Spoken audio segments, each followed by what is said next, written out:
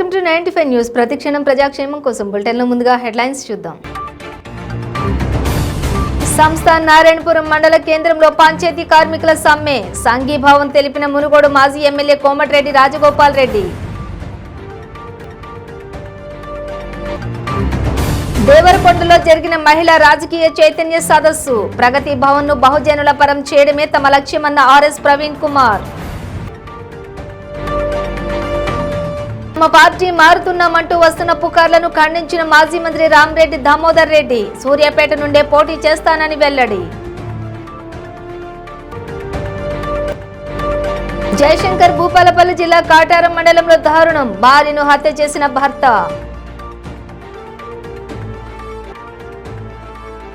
యాదాద్రి భువనగిరి జిల్లా సంస్థ నారాయణపురం మండల కేంద్రంలో గత 26 రోజులుగా తమ న్యాయపరమైన సమస్యలను తీర్చాలని డిమాండ్ చేస్తూ సమ్మె చేస్తున్న గ్రామ పంచాయతీ సిబ్బంది సమ్మెకు మునుగోడు మాజీ ఎమ్మెల్యే బీజేపీ జాతీయ నాయకులు కోమటిరెడ్డి రాజగోపాల్ రెడ్డి సంఘీభావం తెలిపారు. ప్రభుత్వం వెంటనే వారి న్యాయమైన డిమాండ్లను పరిష్కరించాలని డిమాండ్ చేశారు.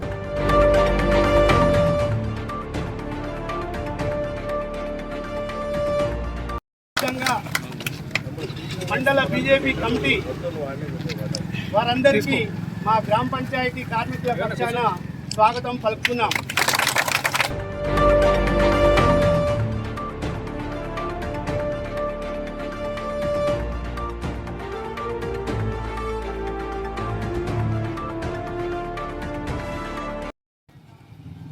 ఇప్పటికైనా ఈ ప్రభుత్వాన్ని నేను డిమాండ్ చేస్తా ఉన్నా, ఈ పేద కార్మికులు మహిళలు రాత్రింబగలు వాననక ఎండనక ఏ పని చెప్తే ఆ పని, కరోనా సమయంలో కూడా ప్రాణాలు పోతాయని సైతం కూడా లెక్కబెట్టకుండా పనిచేసిన వాళ్ళు వీళ్ళు, అవునా?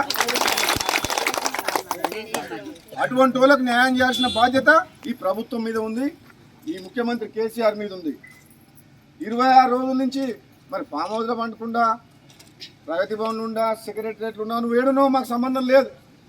మరి రాష్ట్ర ప్రభుత్వం మొత్తం దాదాపు 60,000 మంది కార్మికులు వాళ్ళ కుటుంబ పోషణ కోసం పిల్లలని 2 పూటలు అన్నం పెట్టి చదివిస్తేందుకు వాళ్ళు అడిగే కోరిక, వాళ్ళు లక్షల కోట్లు కావాలని అడుగుతలేరు. కాబట్టి ప్రభుత్వాన్ని డిమాండ్ చేస్తా ఉన్నా నేను, వీళ్ళ కార్మికులకు మినిమం 20,000 కావాలి, అంతేనా? వీళ్ళకు ఏదన్నా ఆరోగ్య సమస్య వస్తే కార్పొరేట్ హాస్పిటల్కి పోతే రక్తం విడుస్తుంది, పైసలు రక్తం తాగుతుంది. ఎమ్మటే వీళ్ళకు బీమా సౌకర్యం కల్పించాలి. ఇంకోటి ఏమన్నది, మూడోది కోసం వచ్చిందా, కాంట్రాక్టర్ల కోసం వచ్చిందా, నీళ్ళలో మునిగిపోయే ప్రాజెక్టుల కోసం వచ్చిందా, ఒక కుటుంబం కోసం వచ్చిందా? కేసీఆర్ కుటుంబం కోసం ఇది వచ్చింది. తెలంగాణ రాష్ట్రం వచ్చింది పేదల కోసం వచ్చింది. 9 ఏళ్ళు అయింది. నిజంగా సిగ్గుపడాలి మనం. ప్రభుత్వం ఉన్నది పేదవాళ్ళ కోసం, కానీ ధనికుల్ని ఇంకా ధనవంతులు చేస్తుంది కాదు. ప్రభుత్వం ఉన్నది, ఇల్లు లేని వాళ్ళు ఉన్నారు, ఉద్యోగం లేని వాళ్ళు ఉన్నారు, రోగం వస్తే డాక్టర్ దగ్గర పోదామంటే పైసలు లేని వాళ్ళు ఉన్నారు, పిల్లల్ని చదివించే పరిస్థితి లేని వాళ్ళు ఉన్నారు, రకరకాల సమస్యలతోటి పేదోళ్ళు కష్టాల్లో ఉన్నారు. కాబట్టి వీళ్ళందరినీ ఆదుకోవాలని డిమాండ్ చేస్తూ గ్రామ పంచాయతీ కార్మికులందరికీ కూడా నా పూర్తి సంఘీభావం తెలియజేస్తున్నా. తప్పకుండా నేను నిన్న నాంపల్లి పోయినా, అక్కడ కూడా సమ్మె చేస్తున్నారు మన సోదరీమణులు. తెలంగాణలో బహుజన ఉద్యమాన్ని నీరుగార్చేందుకే కల్వకుంట్ల కుటుంబం ఉత్తర భారతదేశం నుంచి కొందరు రాజకీయ చెంచాలను రాష్ట్రానికి అరువు తెచ్చుకుంటున్నారని బహుజన సమాజ్ పార్టీ రాష్ట్ర అధ్యక్షులు ఆర్ఎస్ ప్రవీణ్ కుమార్ ఘాటుగా స్పందించారు. దేవరకొండలో జరిగిన మహిళా రాజకీయ చైతన్య సదస్సుకు ముఖ్య అతిథిగా హాజరై ప్రసంగించారు. కొంతమంది చెంచాలలాగా అమ్ముడుపోయేది లేదన్న ఆయన బహుజన ఉద్యమాన్ని అమ్మేది కూడా లేదని ఘాటుగా వ్యాఖ్యానించారు. ప్రగతి భవన్ ను బహుజనుల పరం చేయడమే తమ పార్టీ ఏకైక లక్ష్యమని అన్నారు. 99% జనాభా ఉన్న మాకు సంపదలో కూడా 99% వాటా కావాలన్నారు.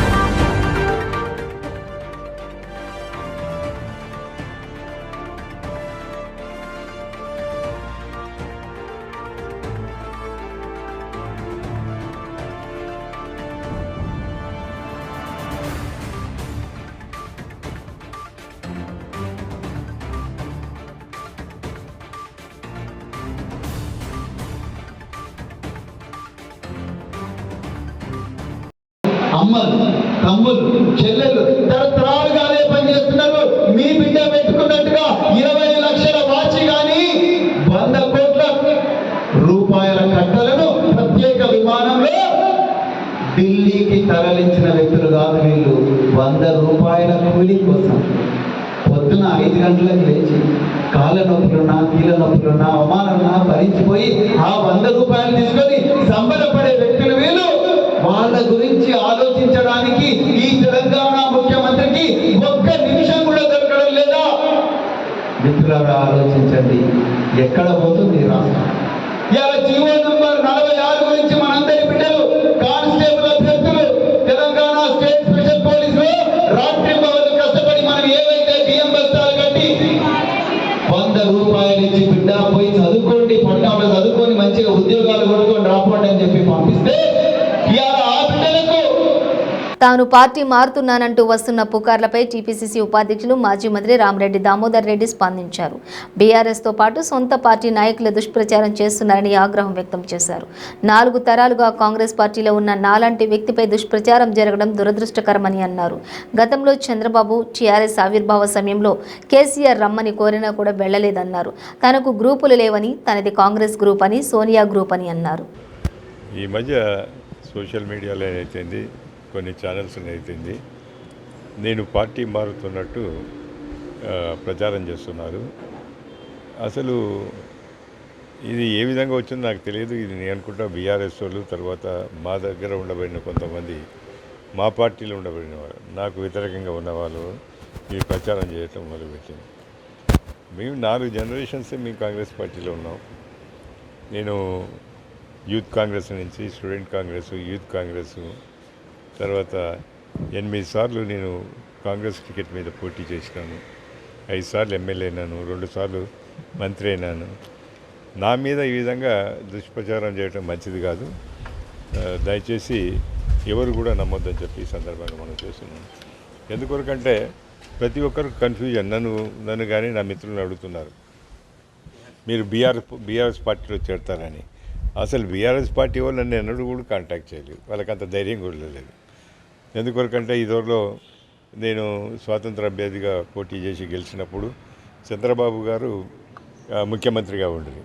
వారు నన్ను ఆహ్వానిస్తే నేను చెప్పినాను, నాది పుట్టుక కాంగ్రెస్, ఎప్పుడైనా ఉంటానని. తర్వాత చంద్రబాబు కూడా చేసినాడు, ఎన్టీ రామారావు గారు ఇద్దరు నన్ను ఆహ్వానించినారు.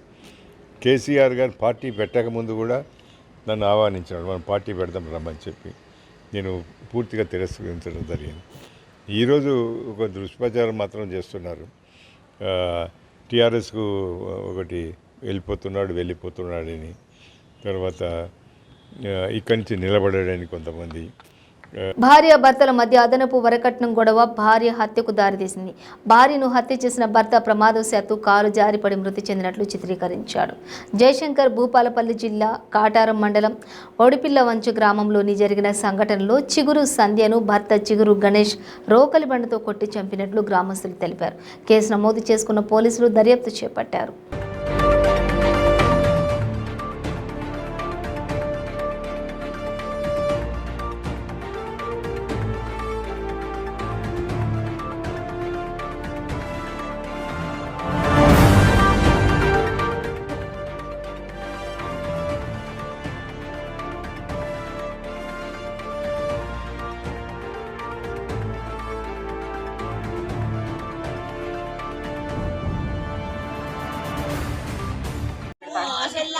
నా బిడ్డ కట్నం కోసం టార్చర్ పెడతాడు.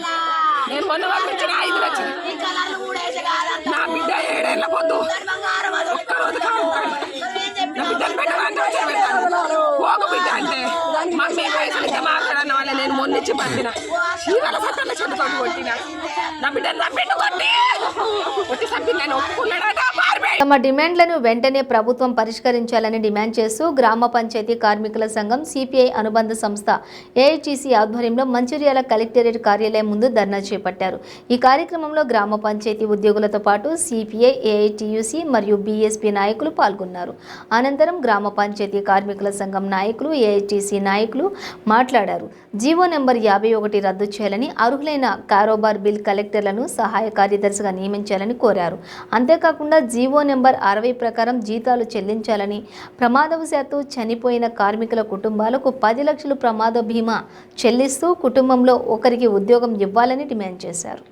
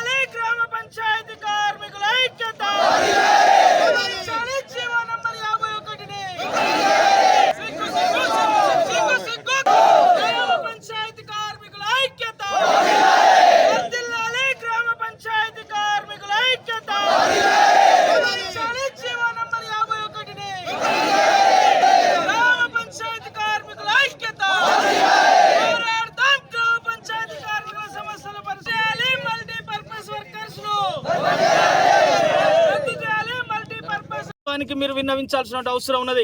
కార్మికులు శ్రమ చేయకపోతే, కార్మికులు పని చేయకపోతే పల్లెలన్నీ అపరిశుభ్రంగా ఉండేటువంటి ఒక పరిస్థితి ఉంటుంది. కాబట్టి గ్రామ పంచాయతీ కార్మికులు మొన్న కరోనా సమయంలో కూడా కరోనా బాధితుడికి సహాయం చేయాలంటే వాళ్ళ ప్రాణాలు సైతం లెక్క చేయకుండా ఇలా బ్లీచింగ్ పౌడర్లు చల్లి, మందు చల్లి, అదేవిధంగా ట్యాబ్లెట్లు ఇచ్చి వాళ్ళకు నిత్యావసర సరుకులు కూడా వాళ్ళ దగ్గరికి పోయి ఇచ్చొచ్చినటువంటి వాళ్ళు. వీళ్ళందరూ కూడా ఇవాళ ఇంత శ్రమ చేసిన పే స్కేల్ అమలు చేయాలని చెప్పేసి కోరుతా ఉన్నాం.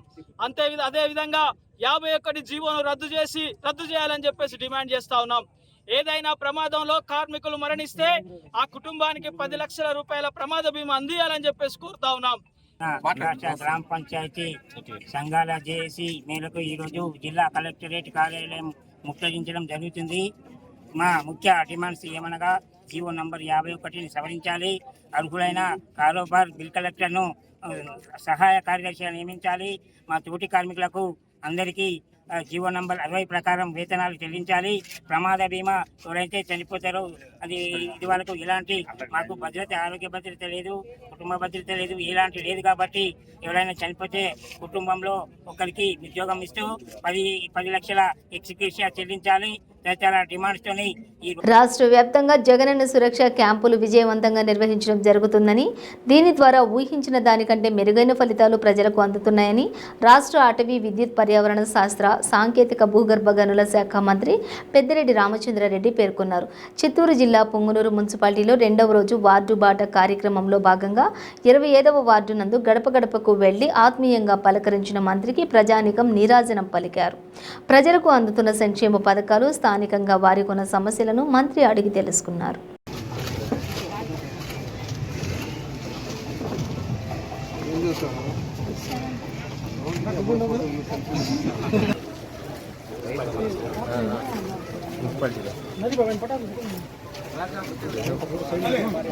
పంపించంటానా పంపించారా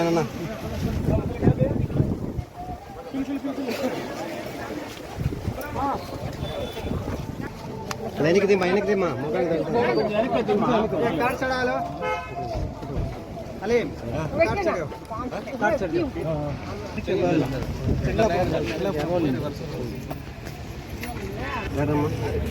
తీసుకో.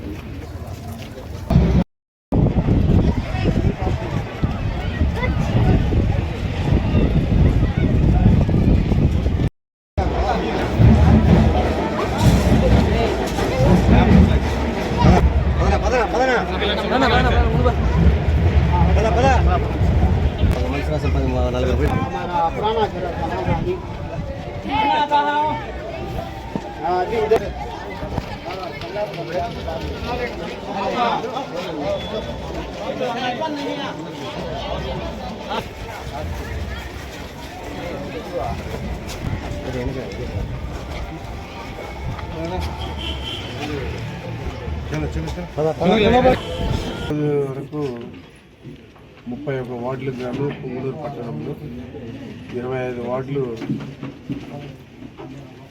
తిరగడం జరుగుతూ ఉంది. ప్రతి వార్డులో కూడా చిన్న చిన్న సమస్యలు కూడా ఉన్నాయి. ఇవన్నీ కూడా పూర్తి స్థాయిలో పరిష్కారం చేయాలని చెప్పి అధికారులకు ఆదేశం ఇచ్చేదే కాకుండా అధికారులకు సంబంధించి వారికి అవసరమైన మేర నిధులు కూడా సమకూర్చామని చెప్పి తెలియజేస్తూ ఉన్నాను.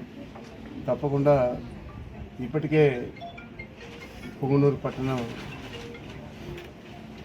2-3 అవార్డులు కూడా తీసుకున్నది దేశవ్యాప్తంగా ఉన్న మున్సిపాలిటీస్లో. మరి ఈ మున్సిపాలిటీ గత 10 సంవత్సరాలకు ముందు లేదా 15 సంవత్సరాలకు ముందు పోలిస్తే ఆ రోజున్న నాయకులు దాదాపు 30 సంవత్సరాలు ఒకే కుటుంబం పరిపాలించింది. మరి వారు ఏ విధంగా నెల్లూరు బారా షాహిద్ దర్గాను దర్శించుకోవటానికి లక్షల్లో తరలివస్తున్న ప్రజలకు ఎలాంటి ఇబ్బందులు తలెత్తకుండా అన్ని ఏర్పాట్లు చేశారు అధికారులు.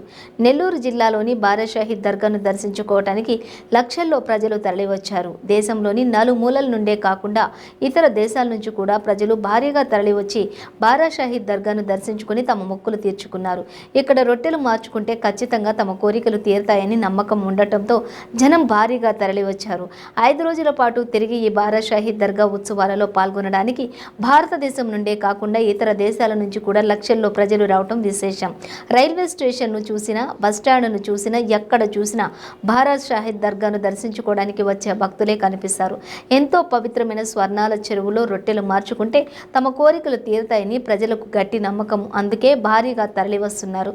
బారా షాహిద్ దర్గా దర్శించుకోవడానికి కిలోమీటర్ల మేర క్యూ లైన్లు ఉండటం విశేషం. ఎంత ఆలస్యమైనా, ఎంత సమయమైనా బారా షాహిద్ దర్గా దర్శించుకుని ప్రజలు తమ మొక్కును తీర్చుకుంటూ ఉన్నారు.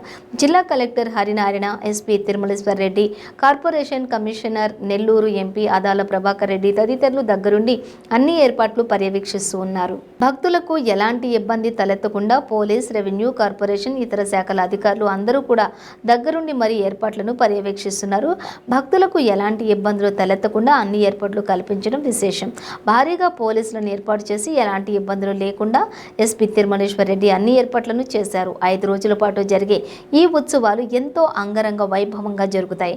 ట్రాఫిక్ సమస్యలు లేకుండా ఏ రూట్ నుంచి వచ్చే వాహనాలకు అక్కడికక్కడే పార్కింగ్ ఏరియా సదుపాయం కల్పించారు.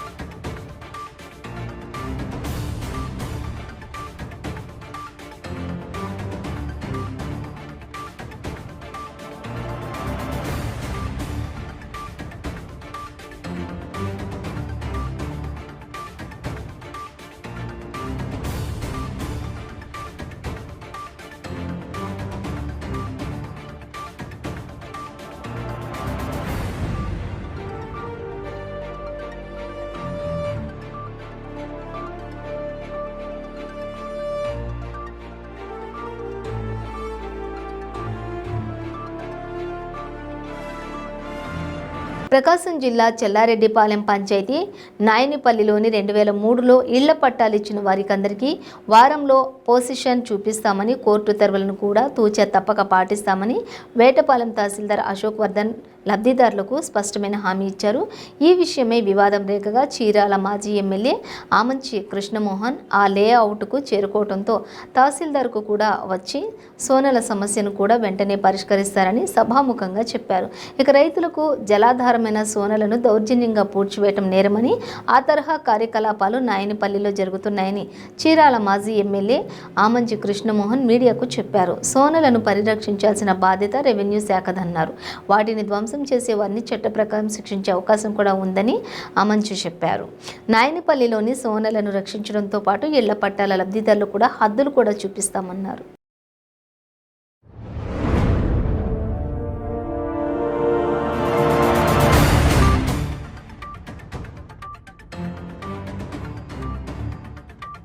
ఒకటి ఏం చేసామంటే 2 కోట్లు పెట్టి పెట్టామండి. అమ్ముకుని డబ్బులు వస్తేలేగా, ఇది నా సొంత ఏరియా, అణువణువు నేను కష్టపడి వీళ్ళందరితో కలిసి బాగు చేసుకున్న ఏరియా. ఇట్లా నేను తోపుకున్నాం, దాన్ని ప్రొటెక్ట్ చేసేది వీళ్ళకేమీ అమ్ముకునే దానికి ఉండదు. మేము ఇప్పుడు సరే అసలు విచిత్రం ఏంటంటే 22 ఎకరాలు మాది ఇచ్చేసిన రోజు కడితే ఇల్లు కడతాం, మా దగ్గర 10 రూపాయలు ఎదురు పెట్టి కట్టాలి. లక్ష వాళ్ళని అడిగితే వాళ్ళు మేము లక్ష కడతా ఉన్నారు. జనమంతా వచ్చి మీరైనా కట్టండి, ఇప్పుడు మీరు ఉన్నారు కానీ 3 మీటింగ్లు పెట్టి ఎప్పుడైనా సరే రాళ్ళు కోసి కట్టాలి. ఇది మాది. ఇక్కడ ఒక 2 ఎకరాలు, అక్కడ 3 ఎకరాలు. అసలు ఇది మొత్తం. కాకినాడ పెద్దాపురం పట్టణంలోని తెలుగుదేశం వైసీపీ నాయకులు కార్యకర్తలు పరస్పరం పెద్ద ఎత్తున మోహరించడంతో ప్రధాన రోడ్డుపై ఉద్రిక్తతలకు దారితీసింది. వారం రోజులుగా TDP MLA Nimmakayala Chinarajappa, Peddapuram incharge తవులూరి దొరబాబుల మధ్య పరస్పర ఆరోపణలతో బహిరంగ చర్చకు సిద్ధం కావాల్సిందిగా సవాళ్ల మేరకు ఇరు వర్గాలు మోహరించాయి. ముందస్తు జాగ్రత్తగా పెద్దాపురం పోలీసులు ఇరు వర్గాలను కట్టడి చేశారు.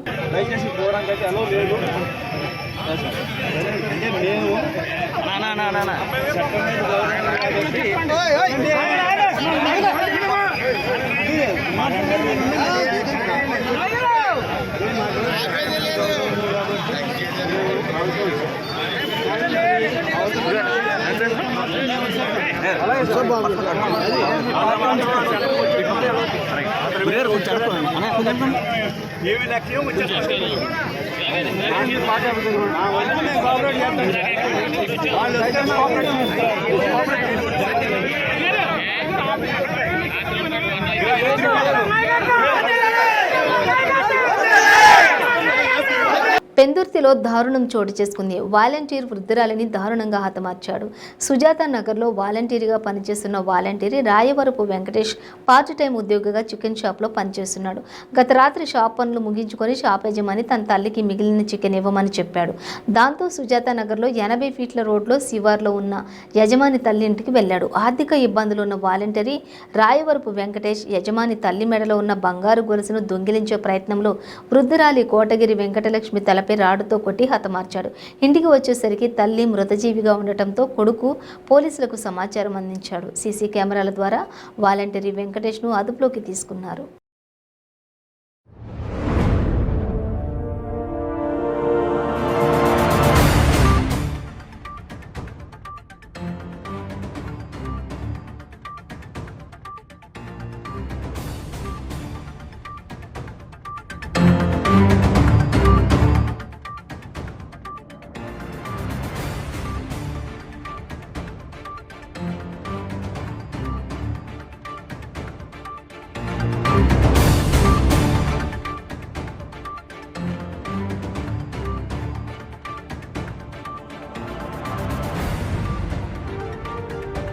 పార్వతీపురం మన్యం జిల్లా టీడీపీ పార్టీ నూతన ఇన్ఛార్జి టీడీపీ రాష్ట్ర ఆర్గనైజింగ్ కార్యదర్శి బోనెల విజయ్ చంద్ర పార్వతీపురం మండలంలోని పర్యటించారు.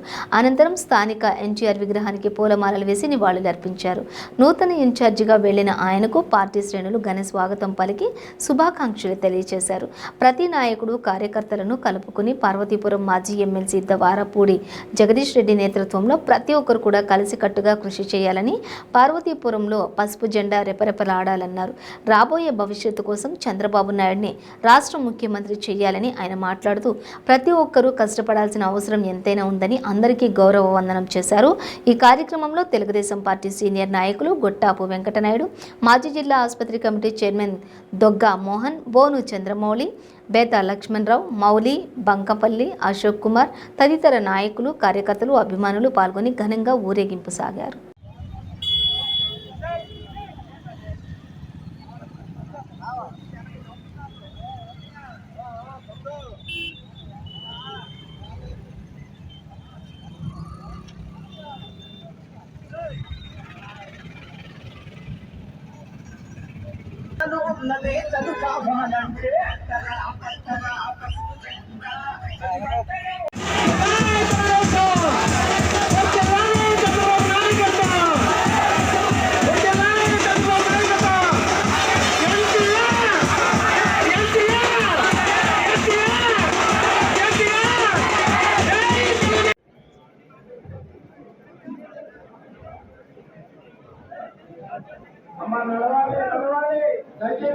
ఇంతకుముందు ఎమ్మెల్యేలు ప్రశ్నలు చేశారా?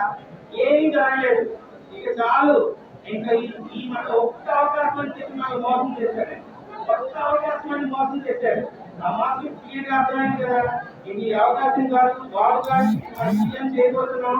ఇందులో ప్రతి ఒక్కరి కూర్చొని ఉండాలి, ప్రతి ఒక్కరు బాధ్యతగా ఉండాలి. మనం బాధ్యతల పార్టీ, ఎగబడి పార్టీ ఉంది. ఒకే మాట చెప్తా, ఇందాక నాకు ఎన్ని ఒక్కడు ఉన్నాయి, నాన్న మధ్యలో పోవాల్సిందే. మనకు ఆ వసతి కూడా లేదు. ఇంకో వసతి ఎడ్యుకేషన్, ఒక మంచి ఇన్స్టిట్యూట్ లేదండి. జిల్లా హెడ్ క్వార్టర్స్ కానీ ఒక్క ఇన్స్టిట్యూట్ లేదు, ఉన్నది ఏది లేదు. ఇప్పుడు నేను ఒకటే చెప్తున్నా, నాకున్న 3 ప్రయాణి పేదోడు ఎవరు ఆటలతో ఉండకూడదు, ఎవరికి విద్య దూరం ఉండకూడదు, ఆరోగ్యం దూరం ఉండకూడదు. ఇంకో విషయం చెప్తున్నా, మన స్టాటిస్టిక్స్ ప్రకారం మన మన్య విజయనగరం జిల్లా యావరేజ్ హెల్త్ చేసిన 48 సంవత్సరాలు. బులెటిన్ ముగించే ముందు హెడ్లైన్స్ మరోసారి. సంస్థ నారాయణపురం మండల కేంద్రంలో పంచాయతీ కార్మికుల సమ్మె, సంఘీభావం తెలిపిన మునుగోడు మాజీ ఎమ్మెల్యే కోమటిరెడ్డి రాజగోపాల్ రెడ్డి. దేవరకొండలో జరిగిన మహిళా రాజకీయ చైతన్య సదస్సు, ప్రగతి భవన్ ను బహుజనుల పరం చేయడమే తమ లక్ష్యమన్న ఆర్ఎస్ ప్రవీణ్ కుమార్. తమ పార్టీ మారుతున్నామంటూ వస్తున్న పుకార్లను ఖండించిన మాజీ మంత్రి రామరెడ్డి దామోదర్ రెడ్డి, సూర్యాపేట నుండే పోటీ చేస్తానని వెల్లడి. జయశంకర్ భూపాలపల్లి జిల్లా కాటారం మండలంలో దారుణం, భార్యను హత్య చేసిన భర్త.